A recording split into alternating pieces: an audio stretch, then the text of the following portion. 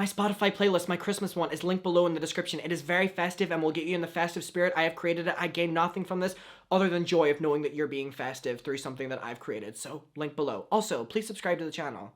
I always forget to reference that, but please subscribe. Anyway, on with the video. Okay, secret over. Hi, my little evil twins. Welcome back to my video. Today, we are going to be talking about the fact that Jeffree Star went on Ryland Adams' podcast.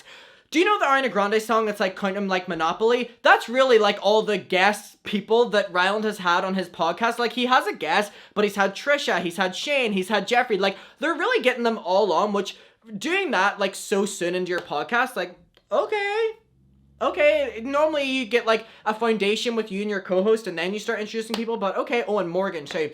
We have some tea about her that I'll get to in another video. But anyway, so, people, as we said in the past, have been comparing Andrew and Garrett's and Ryland's podcast in the fact that Andrew and Garrett's one is doing a lot better numbers-wise without having to have guests, but podcasts are subjective and you can enjoy Ryland's one, but you can also enjoy Garrett and Andrew's one. So, it's all just personal preference.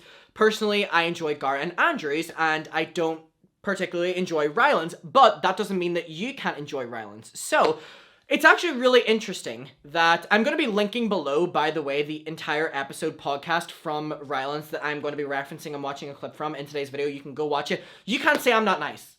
Listen, I'm using fair use in this, but I'm linking below so you can go watch and support. Like, do what you want, okay? I don't give a fuck. But anyway, so Jeffree going on this podcast is extremely interesting because Jeffree Star has been getting criticized non-stop because he's only been coming back to YouTube to promote a launch. Now, this is something that he very much so came after...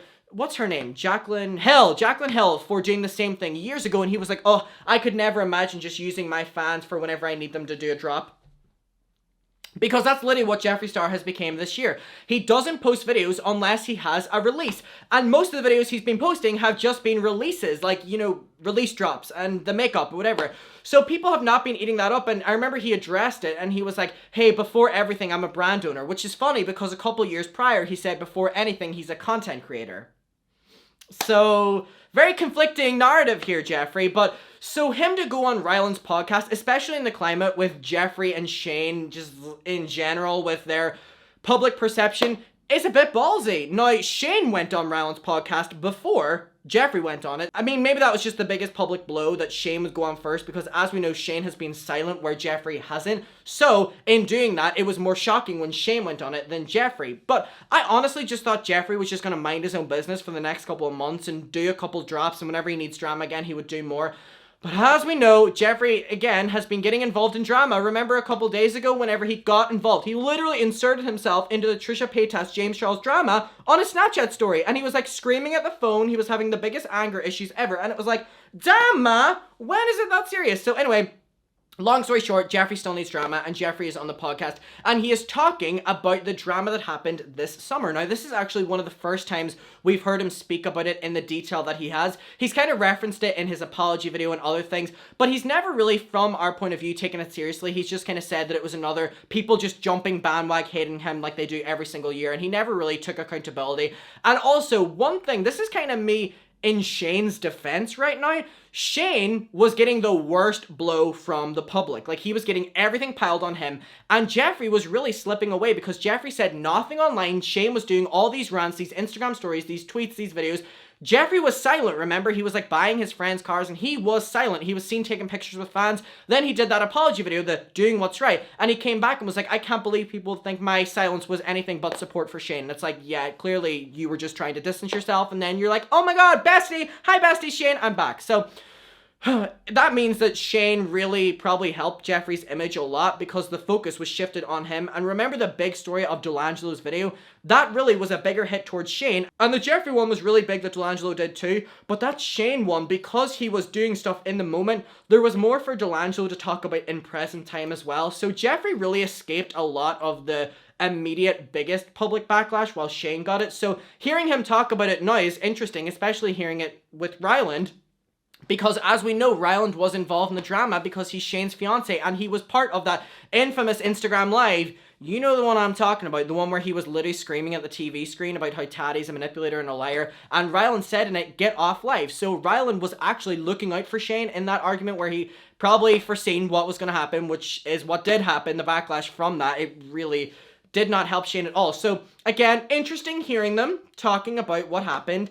And let's get into it. So the podcast is called The Sip. Again, linked below. You can go watch it. And let's get into it. So we're going to listen, stop, and talk. Wow. All of drama, like, I know. Oh, by the way, I'm using this for fair use, for commentary, and don't try. Breath, we stopped working for a while, really like got to reflect and decide how we wanted to move forward. And I think for someone like you, it's not really an option when you have hundreds of employees and different launches piling up that you have to maybe just be a good person so you don't have to get canceled every single year. Let's be real.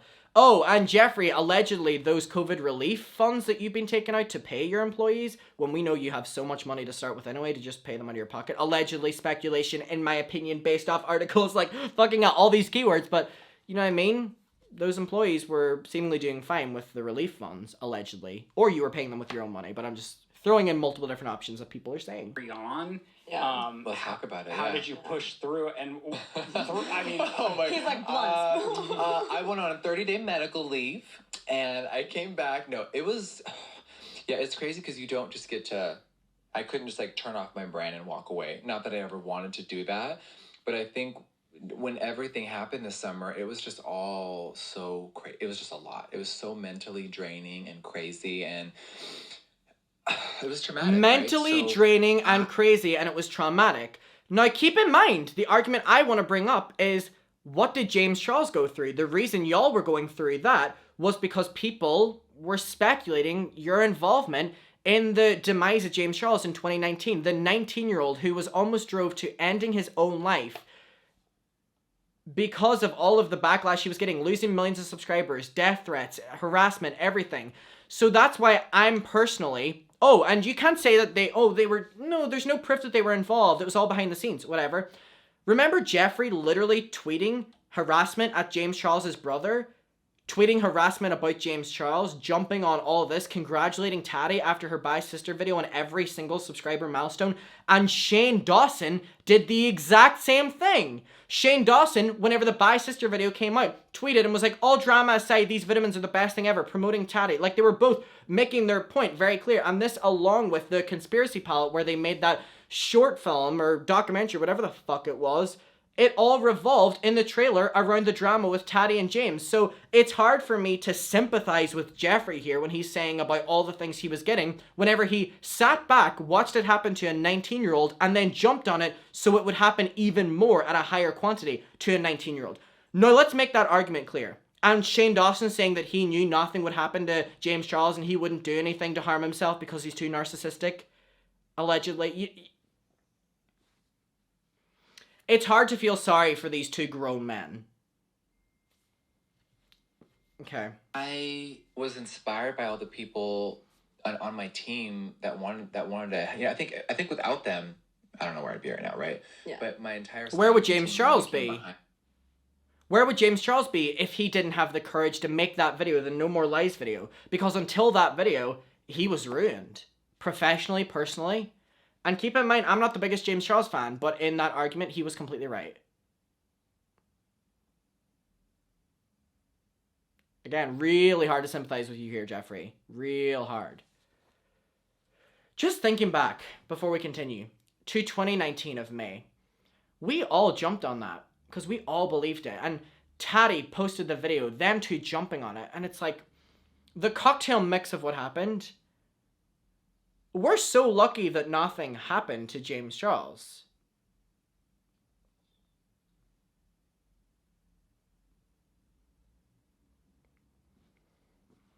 And again, I watched the No More Lies video quite recently, and it's just shocking remembering what was said about James. And Jeffree saying that he has all these people who are willing to come forward on camera and who are going to, testify against James online because they have stories against him. And he's a sick fuck who needs to be locked up for a very long time and he's a danger to society.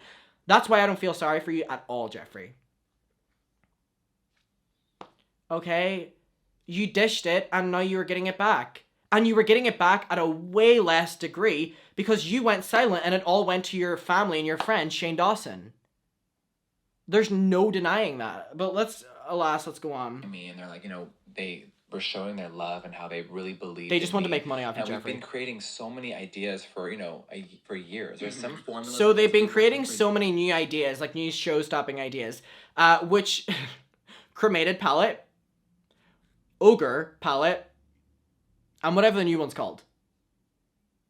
All the most creative things in the world that are getting rave reviews.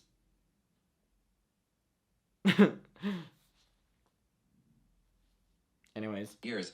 So I couldn't just say, hey, all of it's over. Like, we're just gonna come back when I'm feeling okay. So they kind of helped me really push through. And it's and also get over interesting to those reference that they did this to James Charles, by the way, whenever James Charles was out of the country. He was in Australia at the time, doing a meet and greet the next day.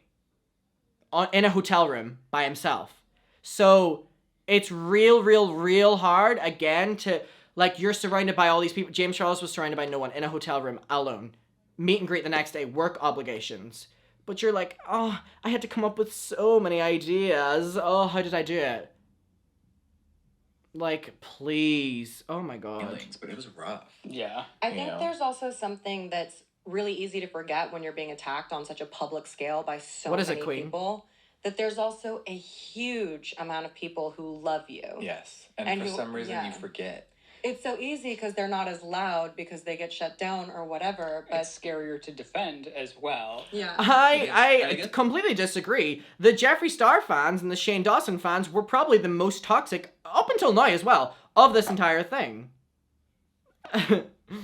All it takes is doing a little bit of research to find that The out. level of hate, right? Let's be really transparent. I Yeah. had never experienced that before. it's James a lot. Charles did Well, because that's why. Bitch. so funny. It was rough. Instead of waking up and being like, "Yes, bitch, we live for your work," it was like, "Kill yourself. You're the most heinous things I've heard it all." So the Right. things that were being said to James Charles that you then did tweets calling him really strong claims and attacking his brother and texting him that all these stories are going to come out against him, that he needs to be locked up as well. But it happening to you as opposed to happening to him, is that where you draw the line, Jeffree? But to continuously hear that over and over and over, and it was just so crazy. And I'm like, this is crazy. So the new normal became aggressive, like mental abuse. But I'm not trying to say that for sympathy. You know, people, Yeah, yeah, people yeah. were always gonna say la la la la la. I'm just letting you know what was going on. Well, and it that's was more really- so why I was. So, very interesting, right? Reading through the comments here, people aren't eating this up. It's karma for how he cancelled his friends. Forever the victim, never take accountability. So it's okay for him to lash out at other people, say vile things, call them out for lies. Like, he literally did this to James. What is going on? That's the new normal that he set. You reap what you sow. Someone called Kat tweeted, "Yikes, this comment section. It's truly sad how little people actually learned from Bye Sister. The internet demands accountability from everyone else but their own selves, and certain drama channels love taking part in pouring gasoline on the fire. Abuse never rights a wrong."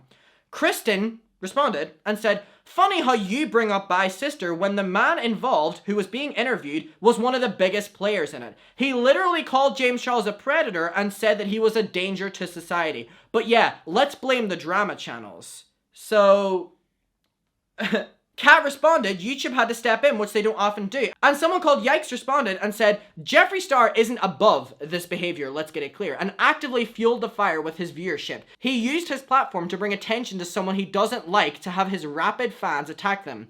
Then he calls it karma." So, one last time, without stopping it, let's just hear what they have to say again. Drama, like, I know Shane Here and we I go. could take a moment. We took a breath. We stopped working for a while. Really, like, got to reflect and decide how we wanted to move forward. And I think for someone like you, it's not really an option when you have hundreds of employees and Yeah. different launches piling up that you have to carry on. Yeah. Let's talk about it. How yeah. did you push through it? And I mean, Oh my! He's like blunt. I went on a 30-day medical leave, and I came back. No, it was, yeah, it's crazy because you don't just get to. I couldn't just like turn off my brain and walk away. Not that I ever wanted to do that, but I think when everything happened this summer, it was just all so crazy. It was just a lot. It was so mentally draining and crazy, and it was traumatic, right? So I was inspired by all the people on my team that wanted to, I think without them, I don't know where I'd be right now, right? Yeah. But my entire staff and team really came behind me, and they're like, they were showing their love and how they really believed in me, and we've been creating believe in your so money. many Sorry. ideas for for That's my fault. years. That was my There's evil some twin. formulas and things that we worked on for years, so I couldn't just say, hey, all of it's over. Like, we're just gonna come back when I'm feeling okay. So they kind of helped me really push through and get over those hard feelings, but it was rough. Yeah. I think there's also something that's really easy to forget when you're Come on, being Queen. attacked on such a public scale by so many people. What is it? That there's also a huge amount of people who love you. Yes, and for some reason yeah. you forget.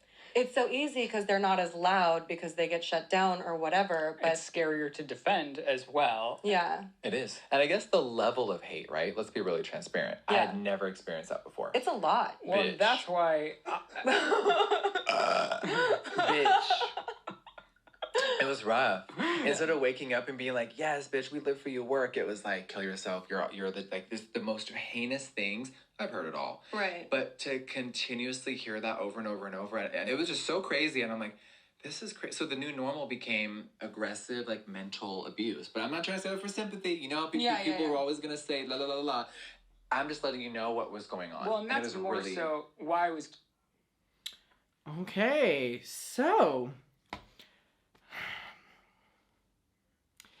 now that you know what Jeffree thinks of this entire thing, it's interesting at least, okay?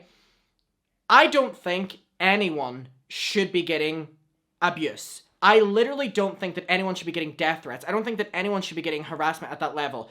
James, Jeffree, Shane, literally anybody. But it's just so hypocritical of Jeffree to say that and how bad it was against him whenever he was the single thing that involved himself in that happening to another person, whether you want to admit that or not. Again, nobody involved should be getting this. I don't think any person should be getting this at all, and I don't condone anyone involving this behavior or sending any of these people hate. But it's just like, Jeffree, that literally, back to 2019, you were doing Instagram stories, tweets, everything that were showing your side on where you stood on the James Charles thing that led your fans to attack him even more. Remember, he was banned from your house, you said, and stuff, because he made you and Nate very uncomfortable, allegedly. Like, this is why the timeline and the narrative doesn't fit up. Like, again, nobody deserves this to happen to them. Absolutely fucking nobody.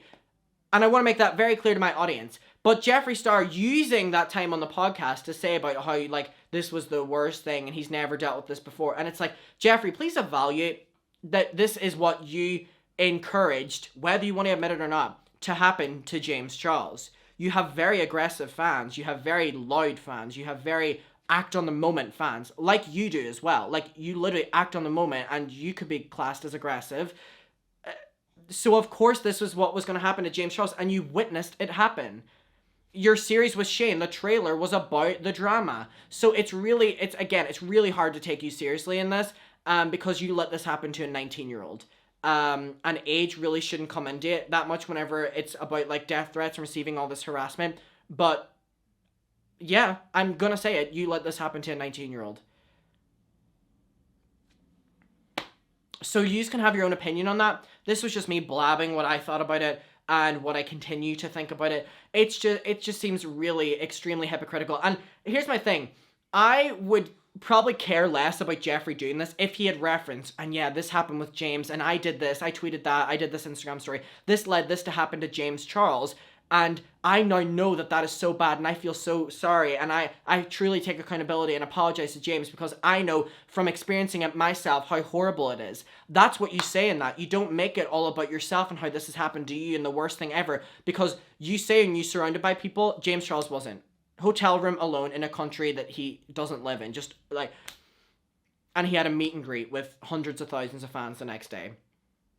So again, I really wish she had been like, yeah, and my encouragement, involvement, whatever you want to say, for tweeting stuff and encouraging my opinions of James Charles online during that time really led this to happen to him. And now that I've experienced it first person for whatever, I know how awful it is. Then I would probably take it a lot more seriously, because what happened with James happened. But it's just the constant avoidance of talking about it, the constant, like. And keep in mind, even up until recently, Jeffree Star went on the Mom's Basement podcast to still double down on his statements against James. The still toxic claims. that have time and time been proven wrong. I don't know. You can have your own opinion of this. Let me know. Let's talk about it below, and I'll see you in my next one. I'm really curious to know where you lie in this and what your opinion is. I'll see you in my next one. Have a good one. See you, besties. Stay safe. Have a good December, and bye.